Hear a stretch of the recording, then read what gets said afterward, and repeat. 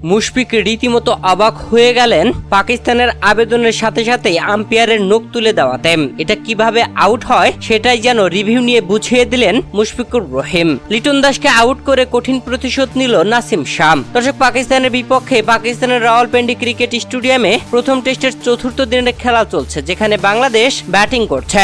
পাকিস্তান প্রথম ইনিংসে 448 রান করে ইনিংস ঘোষণা করলে বাংলাদেশ এরপরে ব্যাটিং নেমে দ্বিতীয় দিনের শেষ মুহূর্তে ও তৃতীয় দিন পুরোটাই খেলেছে। আজ চতুর্থ দিনে প্রথম সেশনে ব্যাট করছে বাংলাদেশ, যেখানে গতকাল অপরাজিত ছিল লিটন কুমার দাস ও মুশফিকুর রহিম। তবে আজ মাঠে নেমেই লিটন দাসকে আউট করে কঠিন প্রতিশোধ নিয়েছেন নাসিম শাহ। তবে তার আগে ঘটে গেছে আরেকটি অবাক কাণ্ড, যেখানে মুশফিকুর রহিমকে আউট দিয়েছিলেন আম্পায়ার। দলীয় 98তম ওভারে মোহাম্মদ আলীর করা চতুর্থ বলে এলবির ফাঁদে পড়েছিলেন মুশফিকুর রহিম। তবে বলটা অনেক অফসাইডে পড়ে মুশফিকুর রহিমের পায়ে লাগে। এরপরে আম্পায়ার আউট দিলে মুশফিকুর রহিম নেন রিভিউ, আর রিভিউতে দেখা যায় স্টাম্পই লাগেনি। এই পর্যায়ে মুশফিকুর রহিম রিভিউ নিয়ে জিতে গেছেন। দর্শক, এরপরে লিটন ও মুশফিকুর রহিম খেলতে থাকলেও বেশিক্ষণ আর খেলতে পারল না লিটন দাস, যেখানে দলীয় 101তম ওভারে নাসিম শাহর করা ওভারের পঞ্চম বলে খোঁচা মেরে উইকেট রক্ষক মোহাম্মদ রিজওয়ানের হাতে ক্যাচ আউট হয়ে যান। গতকাল এই নাসিম শাহর বলেই 4টি বাউন্ডারির সাহায্যে হাফ সেঞ্চুরি করেছিলেন লিটন কুমার দাস,